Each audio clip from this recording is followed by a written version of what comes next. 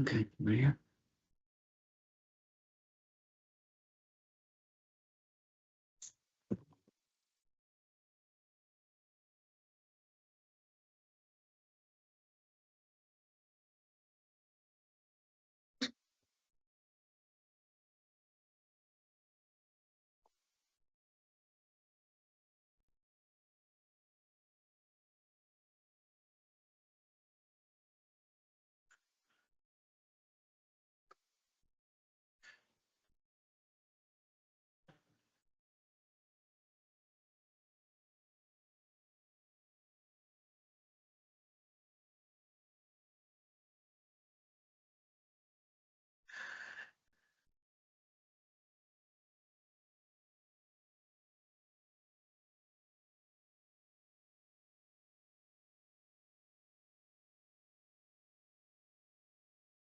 Okay.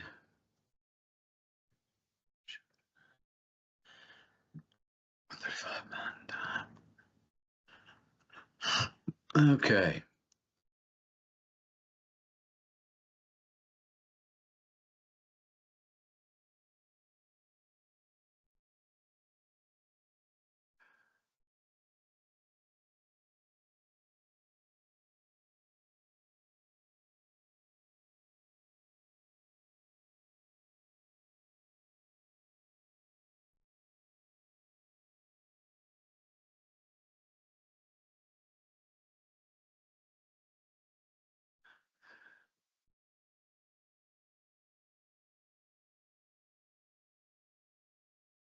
Sorry, Mr. Chair, we do have a quorum, but as far as alternates, Russ and Jamie are on the bubble, but I don't see Jamie on the list at all. So right now, Russ, you're on the bubble.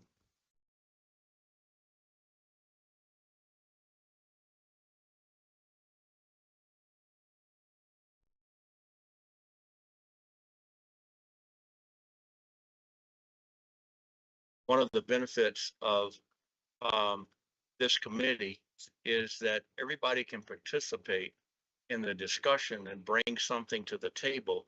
It's only when we have those official vote kind of things where it doesn't. So it's not like we don't have enough come to the meeting. By everybody joining and being part of it, I think contributes to the success of what we do. So thank you for all. And I'm one of those often. Yes, sir. So Steve Murray is now on. So now Jeff, you're non-voting. So Russ and Jeff and Jamie are non-voting. So don't turn your mic on so we can't hear you. No.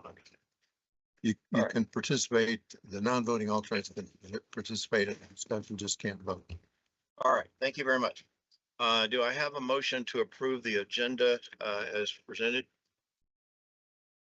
Thank you. Anybody else second? David Zelenak, I'll happy to second that. Thank you, David. All those in favor? Aye. Aye. You opposed? Aye.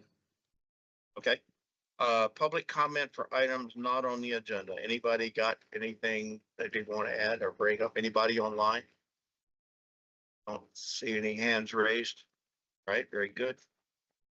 Item number 4, approval of minutes from the January 1st meeting. Anybody have any questions or additions or changes? Not seeing any. Motion to approve as presented. Thanks, Barb. Larry Tobias, second. Thanks, Larry. All those in favor? Aye. Aye. Any opposed? Okay, great, awesome. So talking about the minutes. Yes. Yeah, we had a discussion sometime ago.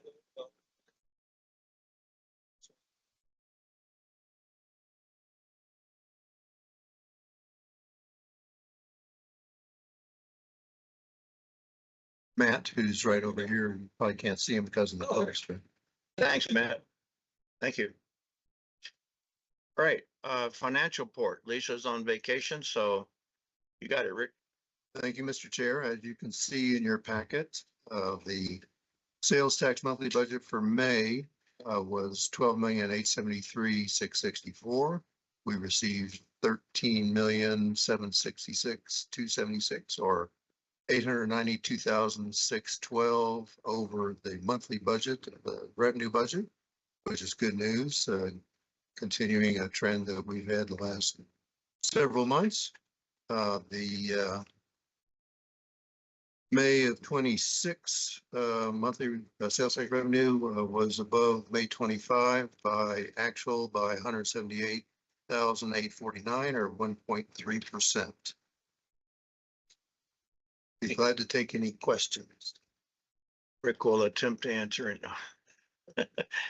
All right, any questions for Rick on the financial report? Not seeing anybody online. All right. Rick, Dave. As always, with Mr. Big Mouth. Me. Hey, quick question for you, and this may not be part of this part of the discussion, but I did like with the construction costs and data. I was really intrigued by what was like.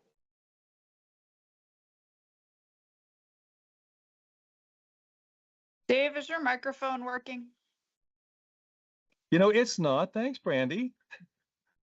You're My welcome. fault. Is this better? Thank you. Okay. Hey, the question I had was about the construction cost index and what appears to be a much overdue drop below the trend line for the first time in, I don't know, a couple years. Maybe it's been 3 years since we've seen a significant drop, but I mean, it's not just a little drop.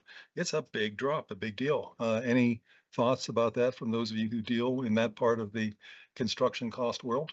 What's going on? Just happy. Yeah, you hear about oil prices going up, asphalt's through the roof, construction, labor cost, all that stuff. And this is absolutely welcome news, but it's counterintuitive. Crazy good. No, thank you. Um, any further questions on the financial report? If not, we'll go to 5B, the 2027 budget calendar. As we do each year, we present the budget calendar to the Citizen Advisory Committee and to the board, and Lisa prepared the usual September through December schedule. And as we normally ask the CAC to do, we're asking the CAC to recommend approve a positive recommendation of the board for the budget calendar as Lisa has presented. Everybody okay with this calendar? She's coming to it just a little early, get ahead of the game a little bit, I think. So if there aren't any questions, do I have a recommendation to? You would? Eric McHoover, second. Okay, thank you. All those in favor of presenting the proposed budget calendar to the board, say aye. Aye. Any opposed? Okay, great. Thank you very much. For the new folks, the next process will be all the member governments will come forward with their inputs. We'll do the rack and stack of the projects and the combining and all that kind of thing. So that's in the months to follow. So and all those A-list projects, all the projects and capital need will come off of the A-list. So all that stuff will be looked at over the next couple of months. All righty. 6A, capital maintenance and public transportation contracts. Gail. Thank you, Mr. Chair, members of the CAC, Gail Sturtevant, City Engineer and Deputy Public Works Director for Colorado Springs. The city has 6 contracts for your consideration this month. Most of them are A-list contracts, starting off in the PPRTA 3 list. The first one is for 2 separate Colorado Avenue projects that are in PPRTA 3. There is a map included in your packet. We went through an RFP process. We had 5 respondents where we selected basis partners for the preliminary engineering services. So if you recall, we have demonstration projects that are going on out there. Through this process, they're going to be collecting data, meeting with stakeholders, and then they'll be continuing on with the preliminary engineering effort on this. So I would expect future task orders underneath this contract, but this is for the first leg of work we've asked basis to complete in the amount of $842,843.32. Gail. Yes, sir. So was this part of the overall project to realigning the lanes and all that stuff? Or is that separate entity from what this is? Now, this is really looking at that entire corridor from Limit Street all the way up to 31st Street. And if you've been out to see the demonstration projects now, we've taken what was a four-lane section. You've really got Mr. Hoover might need some IT support.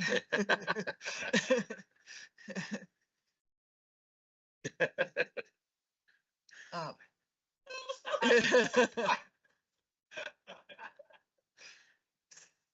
So, anyway, from the 4-lane section to 3-lane section, really from Limit to about 23rd-ish Street is where we start making a change. And then we started looking at opportunities to bring those curb lines out and still be able to move traffic through there, but to have more pedestrian amenities or streetscaping along that area. The other thing that we've been doing is looking at temporary street crossings. So if it's, we have several signals that are along that corridor, but in areas where we had long stretches between signals, we had protected or bumped out areas for crossings. So really the intent now is to come and get data to help us inform whether or not that's going to be as effective as we hope it's going to be. We're hoping with that lane reconfiguration from 4 to 3 lanes that will have reduced crashes and reduced speeds in that area. Overall improving safety, but we're also going to be watching to see how the corridor works operationally as well. And then as we gather data, then we'll start working on a more specific design work for that corridor. So that answer your? Yeah, I was just curious how it all kind of tied in. I've read some of the feedback on that initial line thing, and it's been kind of pretty positive, good and bad.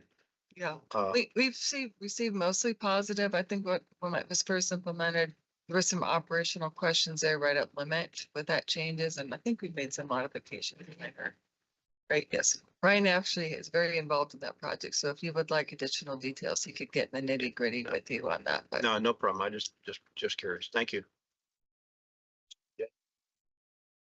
Just a quick follow-up question. There's some press coverage about the collapse, I guess, or the disintegration of the authority. There's old Colorado City Development Authority that is being dissolved, I guess. Can you? well, it's going to be, my understanding is it's being heard by council on Tuesday.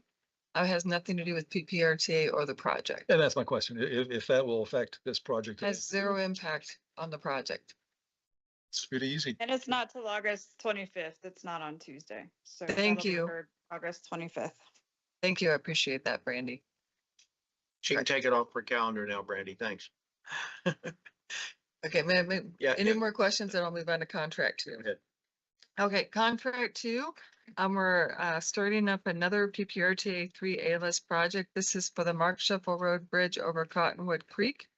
We are bringing on Stan Tech to be able to perform preliminary engineering services for that bridge.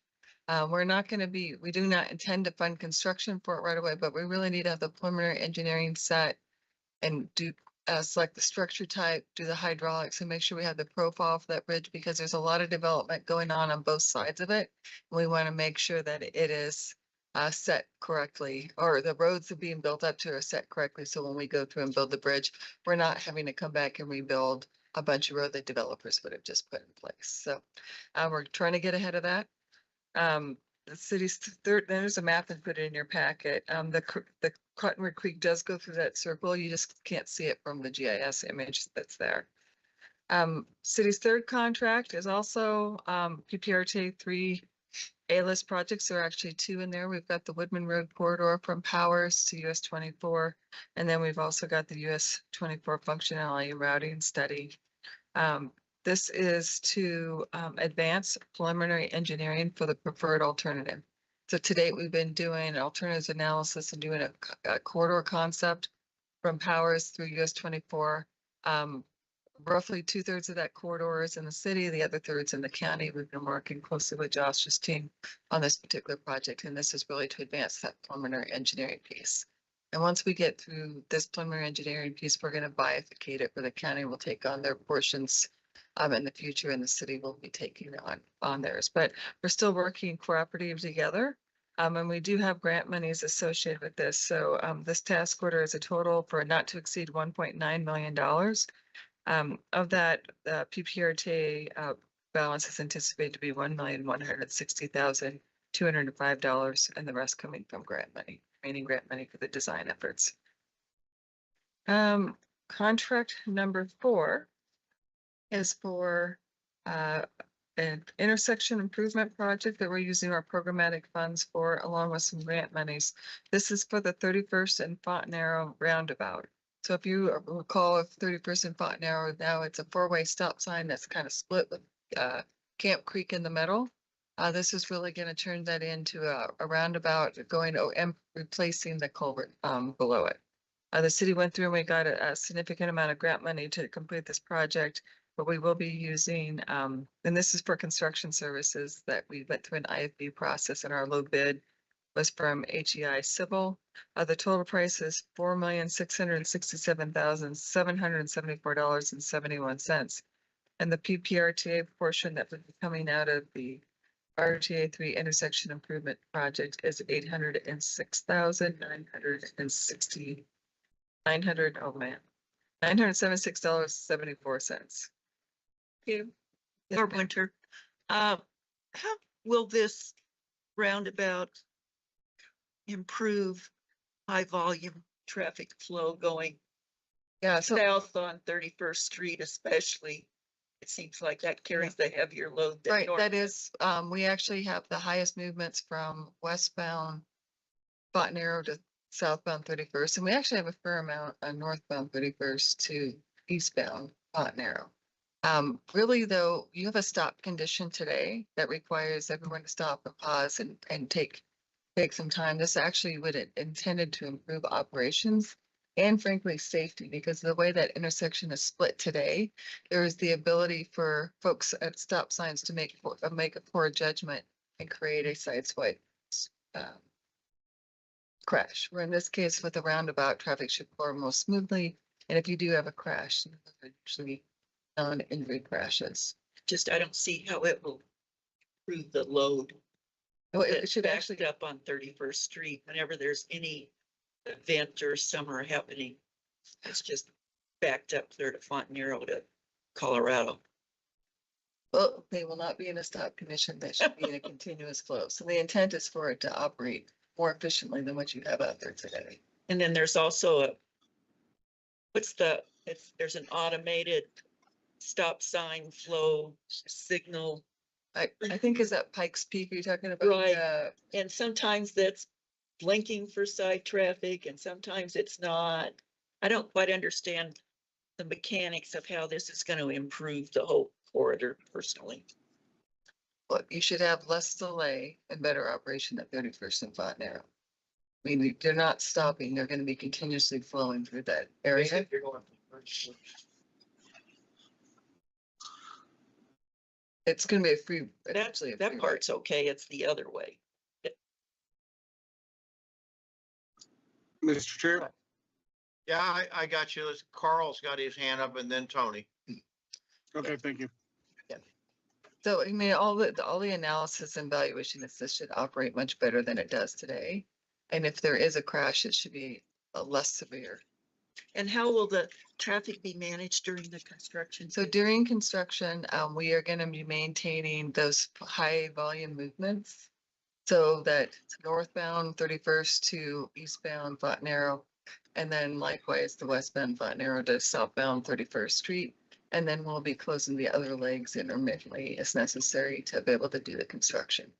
We've got a couple different construction phases we've laid out, but we realized that was an important connection to keep open during construction. One of the things I was going to announce later too, there is going to be an open house for this particular project. It is on September 15th at 5 o'clock at, well, I wrote this down. Holmes Middle School. So I was going to mention that I will again later too. So if you'd like to attend and learn more about that, that would be great. Plus we have fair amount of information related to the project on our website. Okay, thank you. All right, Carl, you had your hand up first. Yes, thank you, Mr. Chair, and thank you, Gail, for bringing this project forward. Very excited to see this roundabout in place. Hopefully a simple question. Today, there's the existing bike lane on 31st, and that is a major kind of north-south corridor on the west side. Are you able to speak to how that's going to be accommodated with the roundabout? And kind of asking because the roundabout in front of the Governor of the Gods, there's the signs that ask bicycles to dismount, which I don't personally agree with. So Well, I can tell you on 31st where bicycles are asked to dismount because the primary bike route is off the street. Then this particular case, and I'm going to ask Ryan Phipps to correct me if I get this wrong, but post-construction, we will have that bike path pulled back with ramps to the, I'm gonna make sure it's actually to the west side of the roundabout. So you should still be able to use it. The intent is to be able to use the trail going through there, and it will still be, and we would not anticipate it being dismount unless it was by choice. So again, that trail is integrated adjacent to the street, whereas in the example you gave with Garden of the Gods, the trail is off the street, its section itself. That makes sense. that does. Thank you. And during construction, and I'm going to look to Brian just to give me information on this, but I don't believe we are designating a bike route during construction. We're keeping those two primary routes that I mentioned previously. Tony, you had your hand up. Yes, Gail, I want to say I wholeheartedly support putting a roundabout there. I support putting roundabouts in a lot of places, actually. I've spent the last month in a state with a ton of roundabouts, and it's amazing how much smoother everything flows. The only question I have is why that seems like an incredibly high price tag for a roundabout. Is it because of the culverts, because of the bridges there? What's making that so expensive? Yeah, it really is because of the culverts that are really in there. So normally when we come in and put roundabouts in, you would expect everything to be at grade. In this case, we're actually having to replace the culverts there with Camp Creek and then putting the roundabout on the top. And frankly, we got a very good price for this construction work in comparison to the other bidders and the engineer's estimate. Okay, thank you.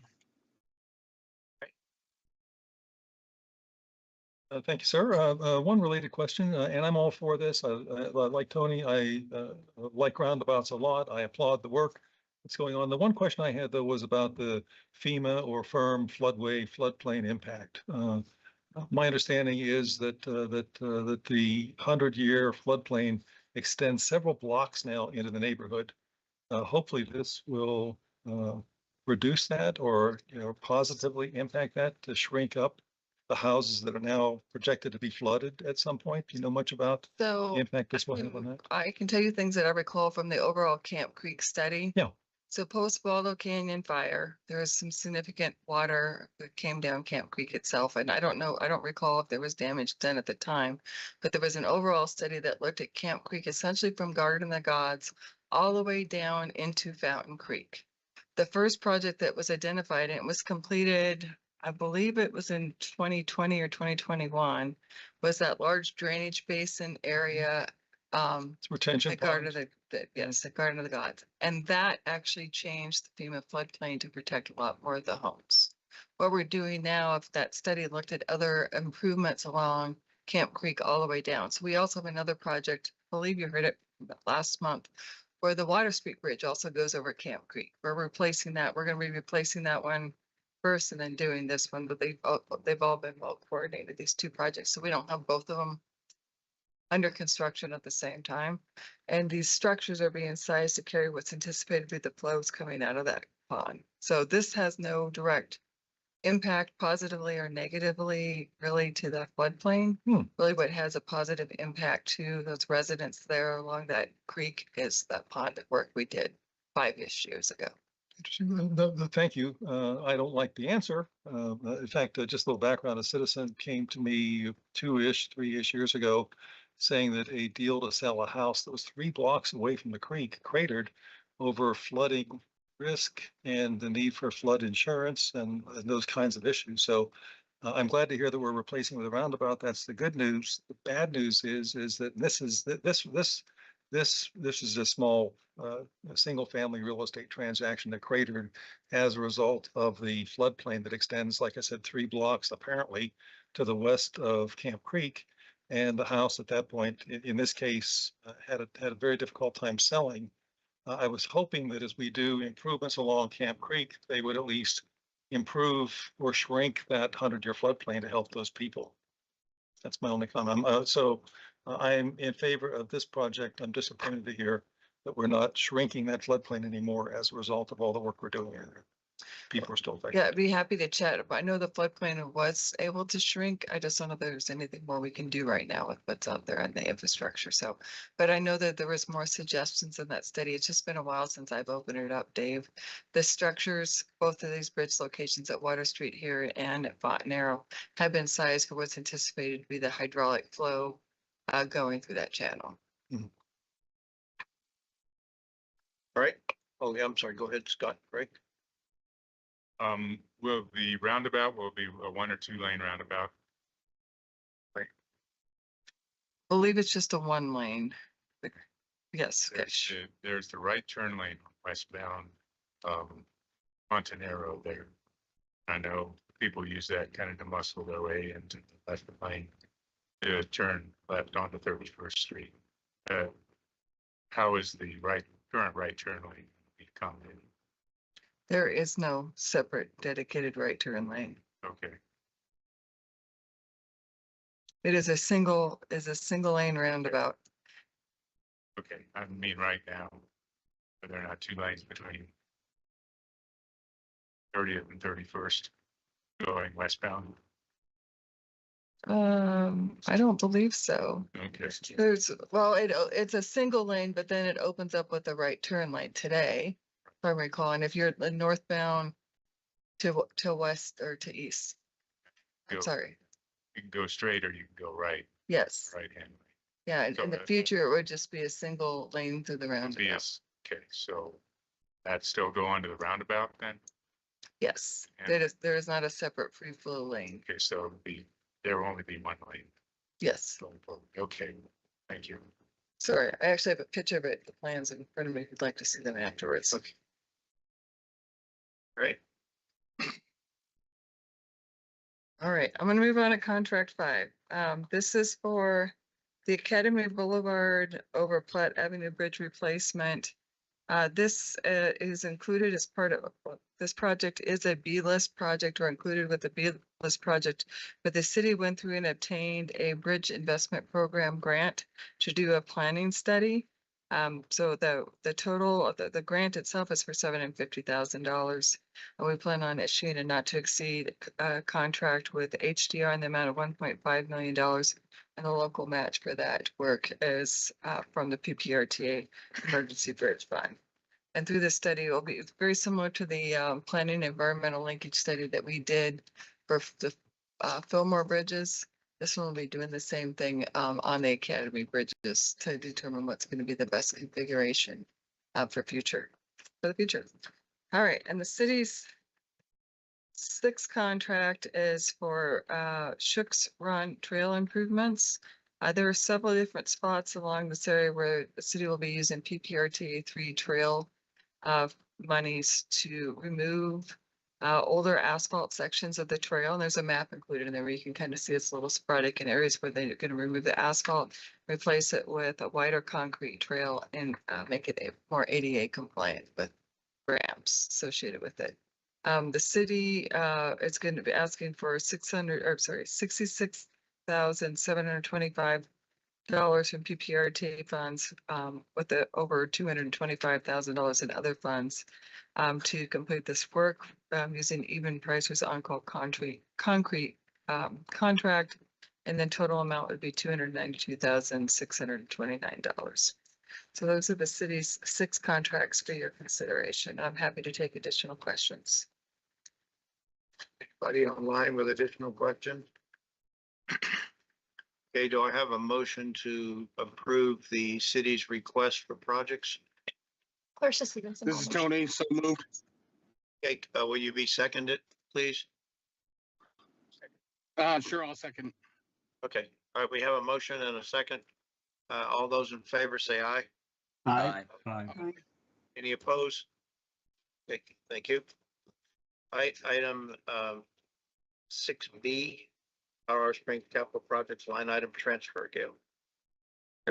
Sorry. I thought I had a short break there in between. I should have looked at the agenda better. So the city is asking for you to consider this line item transfer. As we've done a couple other times, and we will be doing it at least once more in the future, as we're going through RTA 2 projects, closing them out and removing monies for projects that are completely done or near completion, and just reducing that amount and putting them in other PPRTA 2 A-list projects that are looking like they could require new funds. So if you look on the back page, I try to organize this in a fashion you can see. So we just in the last quarter completed the galley over Sand Creek Bridge Replacement Project. We're going to pull a total of $700,000 out of that project as we close that out and allocate $600,000 to Las Vegas Royer project and another $100,000 to the Academy Boulevard project. We took 3 projects that had 3 buckets. Let me back up. We took PPRTA 2 emergency bridge funds. We had a little over $1.2 million remaining. We've allocated that to 3 projects. So one is the Fort Narrow UP bridge. One is the Midland Trail, which we actually had to put that money back because we found the county took it back in 2019 to complete the West Colorado Avenue project. And then the last one is for the 8th Street project. And then all the rest of these projects, all the monies we're taking out are also going to go to the 8th Street project for a total of $600,000 additional going to 8th Street. And that's coming out. We're closing out as much as we can on the Tut Boulevard project, the RTA 2 Sit and Trail project, Black Forest Road improvements, the sidewalk or the pedestrian improvements, South Cheyenne Canyon, and the Woodman Road improvements that continuous flow interchange. So these are all for PPRTA 2 buckets, and this is moving around $2,416,095. Any questions for the city on the line item transfers? Do I have a motion to approve their request? I'll motion Clarissa Stevenson. Thank you. John Lynch, second. Okay, we have a motion and a second to, everyone, all in favor, say aye. Aye. Aye. Aye. Any opposed? Great, thank you. All right, item 6C, El Paso County Capital Projects line item transfer. Good afternoon, Josh Palmer, County Engineer. This is a 2-part request. The first half of this request is I'm requesting approval to increase the budget for the Deer Creek Base Camp Road Microscope Way project by $225,736. This will fund the utility reimbursement agreement. So this is the requirement impacts for Mountain View Electric and their infrastructure that exists in our right of way to relocate or reconstruct as a result of this project. And then it will fund anticipated FEMA letter of map revisions for Crystal Creek that runs through this area after the project is completed. The second part of this request, we hope to accomplish this by getting approval to do a line item transfer from the Monument Hill Road project. This project's been, both these projects are PPRTA 2 projects. Monument Hill Road project's been completed for 5 to 6 years now. We had a lot of similar long poles with letters and map provisions and things like that for that project. But this line item transfer will not only fund the additional work needed for Deer Creek project, but also essentially close out the budget book for Mighty County Road. Okay. Any questions for Josh on the county's request for line item transfer and increasing funding on the project? See, you have a motion to approve the county's request. Larry Tobias, I move to approve the projects as presented by George from El Paso County. Second. Okay, Rich, thank you. All those in favor, say aye. Aye. Aye. Any opposed? Okay, not seeing any, motion carries. Thank you. Okay. Let's go to 6D, Josh. The county has three contracts that we're requesting approval on. The first one follows in line with the previous request, which is a utility reimbursement agreement for Mountain View Electric in the amount of $66,958.20. And this is for the Deer Creek Road, Base Camp Road, Microscope Way project. The next two requests are property acquisitions, both for the Highway 105D project. The first one is in the amount of $104,000, and this is for there's maps in your packet. These are for permanent right-of-way, temporary construction easements, and a utility easement for parcel 114, the Martinez property.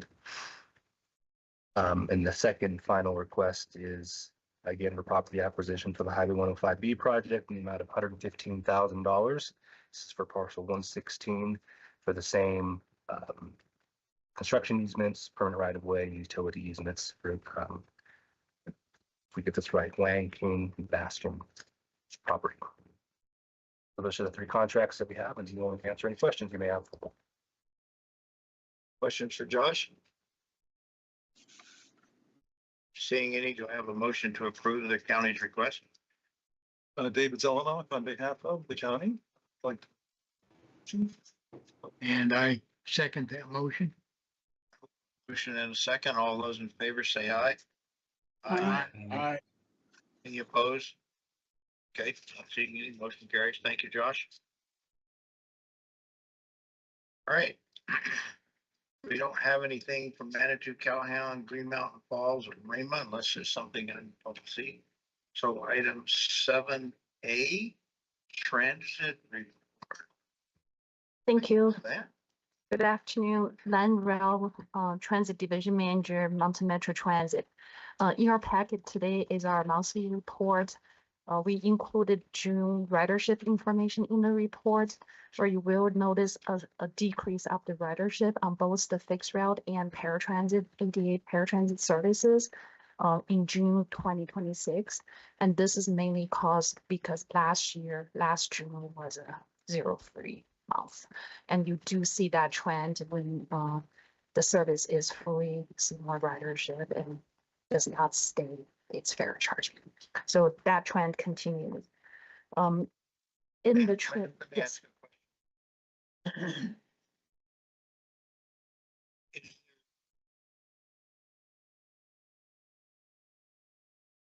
Not hearing anything. Which, is there any indication on which riders ride it when it's free, but don't when you have to pay? We do not have that information on fixed route. Yeah, they would just be curious, that why would you ride it when it's free, but not ride it otherwise? If it was your primary mode of transportation, but I'm gathering that there's probably some volunteer riders that are probably riding. We're not able to match riders 1-to-1 on the fixed route service because it's not a rider based system. However, we did do survey last year and in previous years doing zero fare, and the comment, a lot of comments reflect, okay, if it's fare free, I'm able to make more trips. Or I try transit for the first time, but that's a smaller percentage compared to more trips. That makes sense. Thank you. Welcome. However, the little positive note is if we look at not fare free, which is June 2024, 2 years ago, compared to this past June, we did see 4.7% increase in terms of ridership. Under the transit highlight section, we included two items. The first one is the new ZEP rebranding. As you recall, we entered into a new partnership pilot program with City of Manitou Springs as well as City's Parking Enterprise to start this Route 3 fare-free ride. Transit is reimbursed by our partners, but the riders do get to ride the system for free, ride the route for free. So now with this Route 3 downtown shuttle as well as Mantus Springs shuttle. All three routes are being free. Now we're rebranding all three routes under this ZEP umbrella. So what we have here, the very first bus in the picture, we call it ZEP West Side Ride. And this is the Route 3 that connects downtown Colorado Springs to Mantua Springs. Then the one in the middle, the ZEP Downtown Ride, that's the downtown Colorado Springs free rides. And this last bus that you see here is the ZEP Mantua Ride. So those three buses, three routes are under the same umbrella, so people are easier to see, especially for tourists who are traveling or visiting the west side. They see this one brand and they know where they're going. So with this rebranding, we're creating a seamless zero fare network that supports tourism, local businesses, and everyday mobility. We have been seeing very strong, steady increased ridership on Route 3. The first one, the West Side Ride, we saw 57% ridership increase in May this year compared to last year, which is pretty amazing. People are using that route connecting from Colorado Springs to Mantua Springs. And oftentimes we see standing only on Route 3. So it's a very successful. So they also have a nice new parking lot and a restroom facility in Manitou to use if you happen to be there and need to park. We would like them to park in Colorado Springs parking garages and ride the bus to Mantua Springs. The second item we included is our customer service relocation to downtown bus terminal. We officially moved our customer service office from, if you know, our admin office, it's tucked away. It's not in the center of where our riders go. And the customer service office used to be located in bus terminal, but during the recession, we were not able to provide that service. So now finally, after so many years, we're able to move customer service back to the bus terminal. And this is really due to the growing ridership and increased community engagement needs. So now we are returning to the heart of where the system is, and also to meet people where they are. So this is a really essential and important for us, for our customers. We average. Excuse me, Mr. Chair. Yeah, go ahead, Tony. I'm sorry, I raised my hand during the ZEB conversation. I wanted to go back to that just real quick before we jump ahead even further. Lan, you said that the ZEB is expanding and it's free to ride to really encourage tourism and people getting to businesses, as well as the ridership for locals. If the main goal is really serving those businesses and tourism, are businesses along the routes contributing to its use, or I'm sorry, running, or is it being paid for the same way as all the rest of the routes that workers have to pay to ride? Currently, the fare reimbursement is by the partnership between Mantua Springs and city's parking enterprise.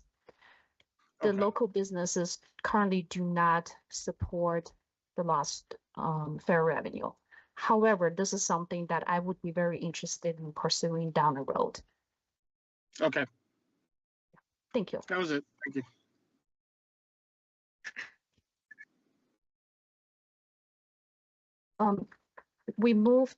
We did a soft opening of the customer service office on July 8th. Between January and June this year, we averaged 73 walk-in customers when we were in the old location close to the admin building. Since we moved in there July 8th, we have served 686 walk-in customers in July. That's not a full month. So people are coming to us. They're learning how to use mobile ticketing app, how to ride the bus, our customer service representatives, they are very busy helping our customers. We have a flyer here. We have a grand opening tomorrow event at the downtown terminal. The mayor will be there to welcome everyone and have a brief remark from the mayor at around 12:30, and we will be there probably close to noon until after 2 o'clock. So you're invited, and we would love to see you there tomorrow. All right. Thank you, Lan. Any questions for Lan on the transit report? Morning, Dave. Rick, and then Dave. The bus to Manitou Springs, does that stop at that, at Hiawatha parking lot, or does it go into the city, into the town? In other words, if you're picking up and you're going to shop in Manitou Springs, does that bus take you into the shopping area, or does it stop at the parking lot and then you have to walk or It find your own stops there. You can also continue at the stop on 30th Street. So either way you can walk. Yes, it takes you there. So it goes down to the turnaround in the middle of Manitou Springs? On Manitou Avenue. Yeah. It goes all the way down to It the does. center of the town. Goes to the Oh, very good, thank you. But it stops there at Hiawatha Gardens too, which is the new parking area, and they've redone a nice restroom facility and all that stuff in there too. But then the passenger finds its own way down to the shopping area. No, Hiawatha isn't all the way downtown. no, but the bus continues. Gotcha, okay, that's what I was asking. Thank you, you. Dave. A quick question, airport bus. And I fully support intermodal transportation, and I fully support the bus going to the airport, allowing passengers flying in to take the bus. Any thoughts about ridership on that? I know that it's a difficult connection and the headways aren't fabulous, but just wondering, is it worth keeping? Is it worth doing? I fully support it. I'm just wondering, what's your sense of ridership on the airport bus section? not so great. Yeah. The ridership is pretty low on Route 37 from Hancock and South Academy to the airport. It is, like you said, low frequency via bus. We are working with actually City of Fountain and our other partners, looking at different way of providing services. We are getting close to the final recommendation of our on-demand service, and hopefully we'll have some recommendations there. We're also pursuing an express bus route funded by the state's oil and gas funding under Senate 230, looking at express bus from the downtown terminal to the airport. So we're looking at a few different options. Yeah, that was kind of where my question was going, because I understand that part of the statewide railroad tax, as I'm sure there's the ballot item coming up, to support a front range railroad line, passenger line, has substantial funds in it for arguably related or unrelated Denver projects.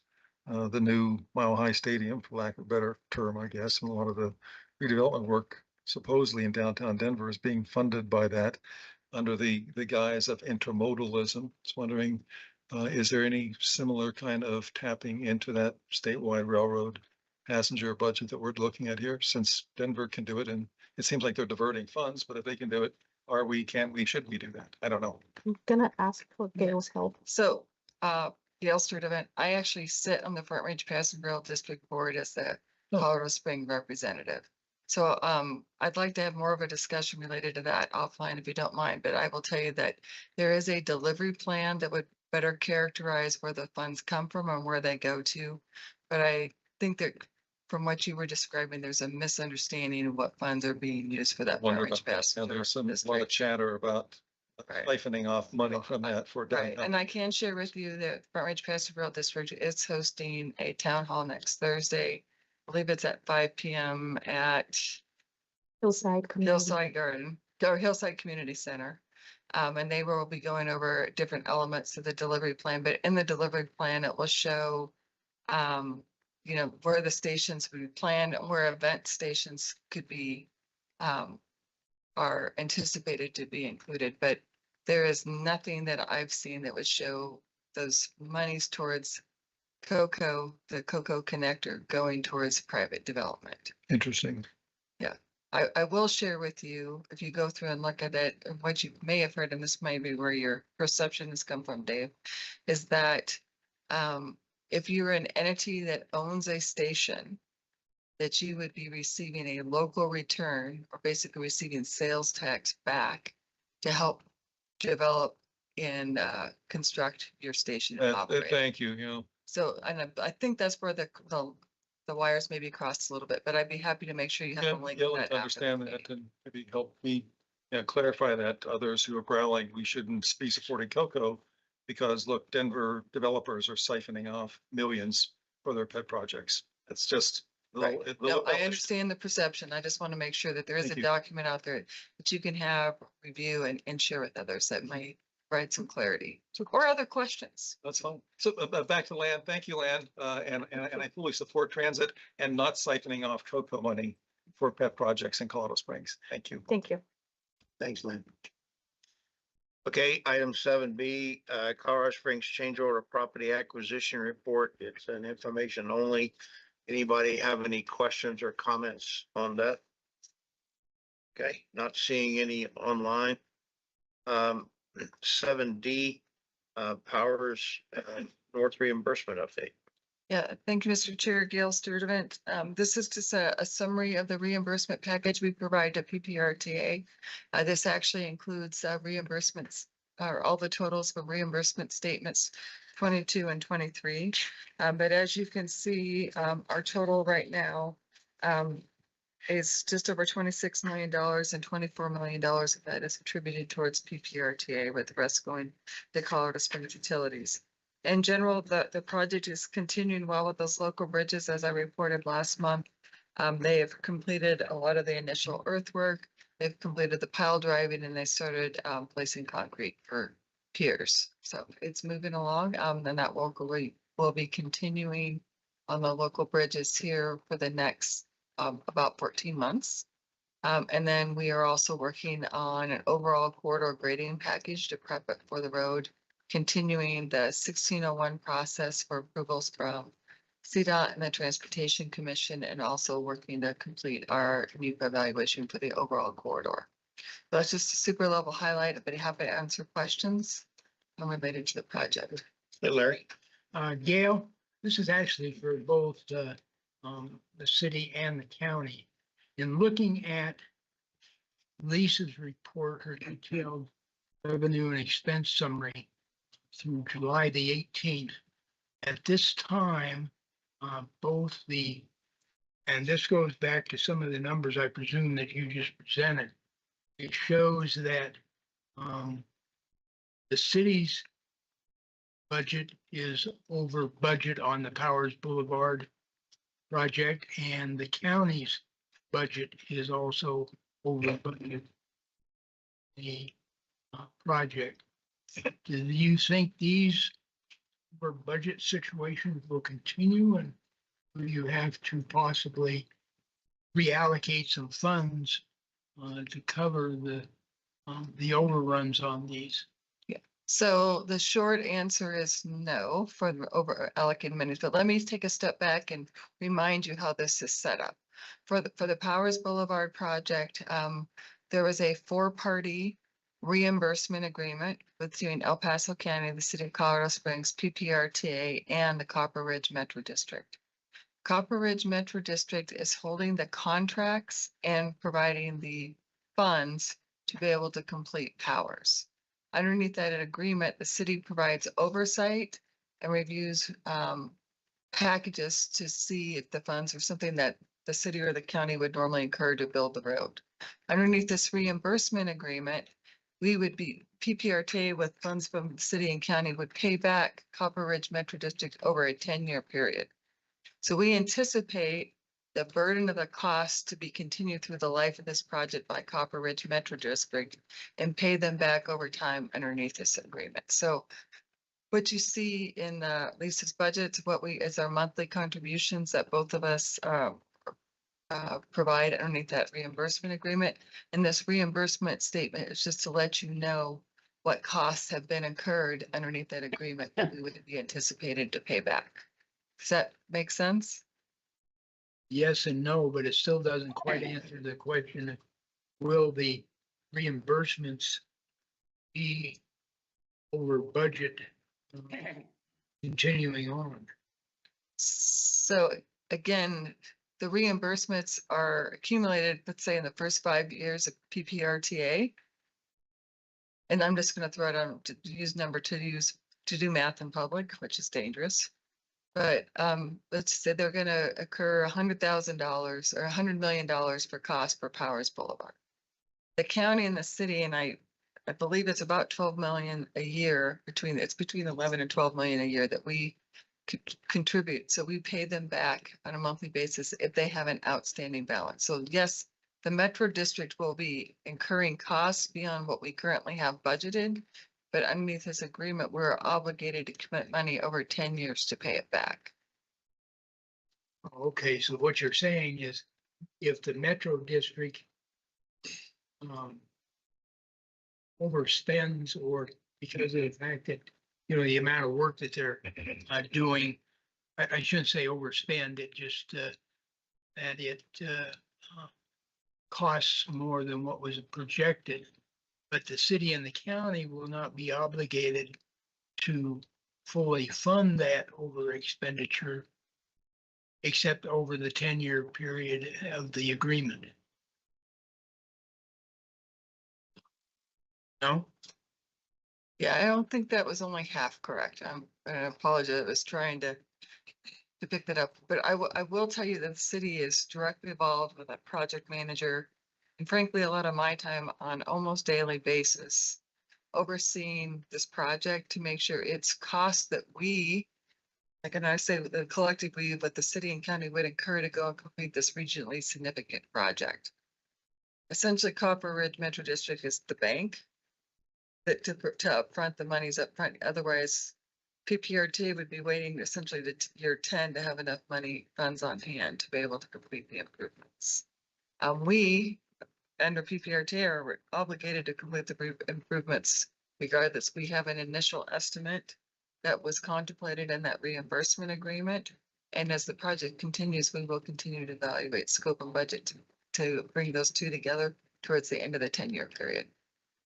And so any cost over that initial estimate would come back as increased costs for the project, which would then be giving Copper Ridge the authority to spend that over the original estimate. But that's mostly correct. You gotta remember, they're not just going out and spending money on the project. Right. We're providing direct oversight concurrence with every contract we have. Again, because we want to make sure, and it says right in the agreement, the city will have oversight on it to make sure that everything that's included from a cost that we would be reimbursing the same costs the city and county would incur if we were doing the work directly without having Copper Ridges involved. So what Lisa's showing in her books lags behind. It's not showing the PPRTA budget for the project. It's only showing the expenditures that have gone out the door. Right. You gotta remember, Josh and I are working on a plan, right? A 10-year plan on what our funds are gonna need to be. She's working just on a cash basis. So on a monthly basis, she ends up sending Copper Ridge around $1 million. That's really the cycle. And I'm actually looking for the payment schedule so I could tell you exactly what that amount is, I believe. But anyway, I hope that makes sense. Yeah, that helped people. What he said, $1,012,500 on a monthly basis. And right now that is our baseline budget that we've committed to.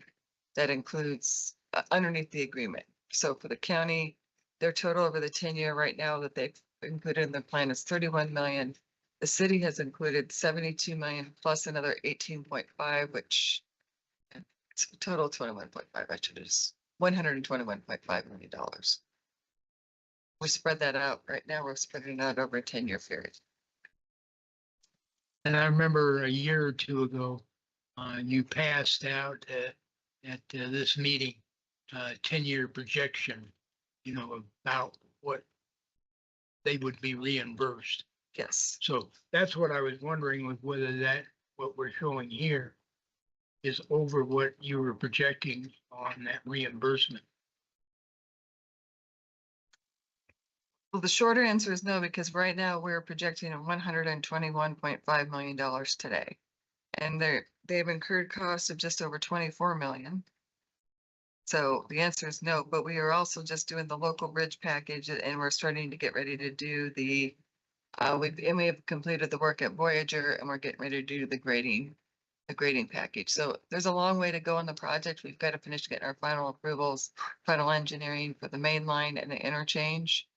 And we'll be bidding those out in packages, so getting pricing and packages to be able to continue that on. But we're monitoring the costs ad nauseum to make sure that they're the right thing, most competitive, and that we're appropriately planning for the budgets. And as we start getting, we're going to have a more significant submittal here in the near future where we're going to get updated cost estimates from our engineer, and that will give Josh and I more information to be able to continue planning.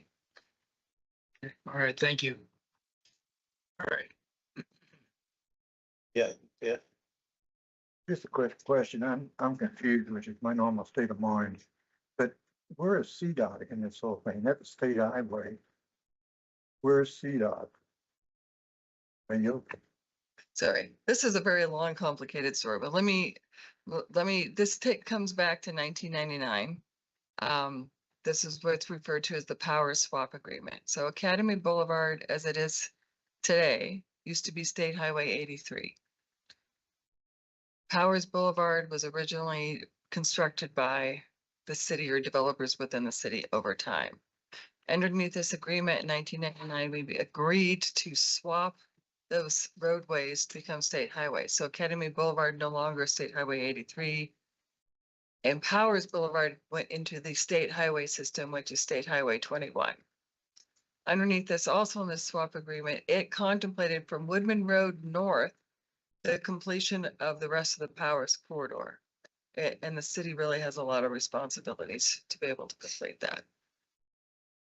I should say the city and the county have a lot of responsibilities. Josh was like, I'm out. And I'd be happy to show, but so it's a very long, complicated, but that's really where it stems from. And so CDOT really is not contributing financially in the project at all. But ultimately, over time, if it's completed according to the state standards, they would assume responsibility. Right, and maybe that's the right thing. Thank you very much, Rich, for bringing that up. So as we complete this, this is the last gap, right? Because CDOT's accepted from I-25 to Voyager, they've accepted from 83 all the way down to where the southern termini is. What would happen, and this is contemplated in this agreement as we took on Academy Boulevard, that it would be completed. So this last two-ish mile gap is going to be completed by the city. And then after the warranty period is over, I plan on giving it all to CDOT. The right of way, the assets. In fact, we're already working on an operations and maintenance IGA with CDOT today, because that we need to have that in place as we prepare for the final approvals under the 1601 process with the Transportation Commission. All right. Let's move on to 7D, El Paso County change order and acquisition. That's again, information only. Is any questions for that to Josh? All right, not seeing any. 8A, report of board actions. It's in your packet. Rick, you got anything to add?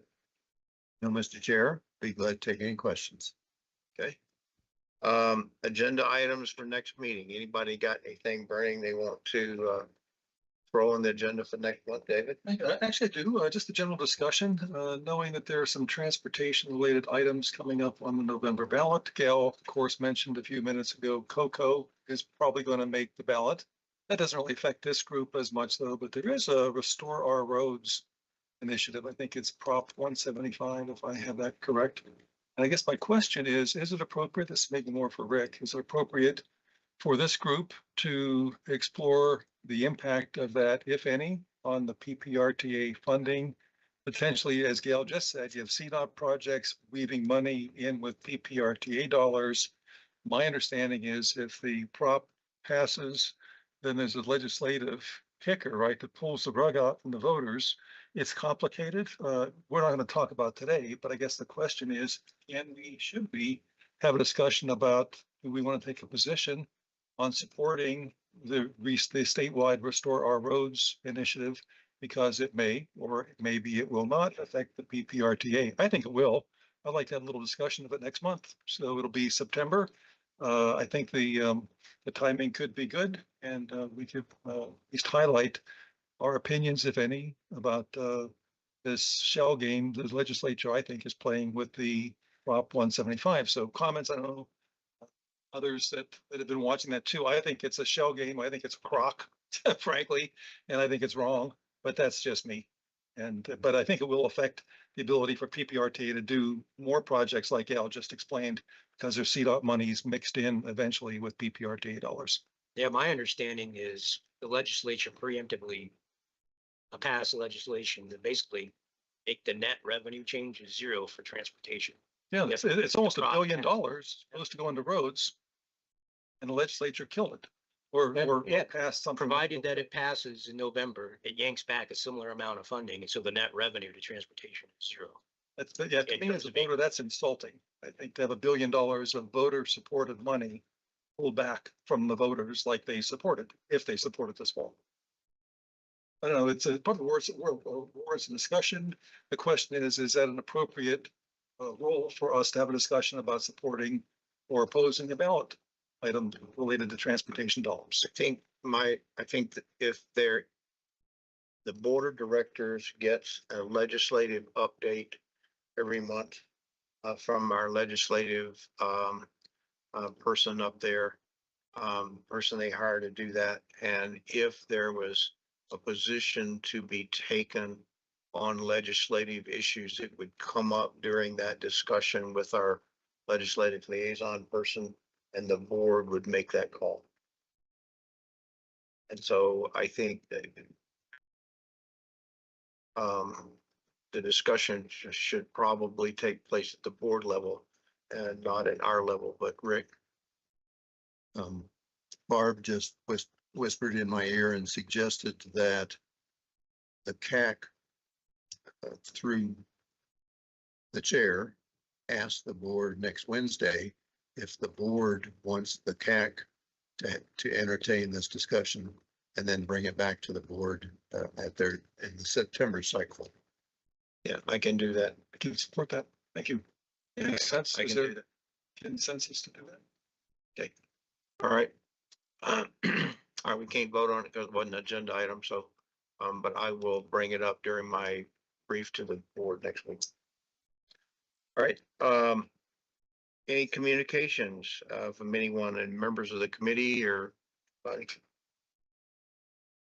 Okay, well, I guess having said that, we'll call the meeting adjourned. I did see a dinosaur the other day. We were up in near Vernal, Utah, and I saw a dinosaur. I saw a CDOT road crews actually paving a part of a highway. Oh. No, it was CDOT vehicles. I couldn't believe it.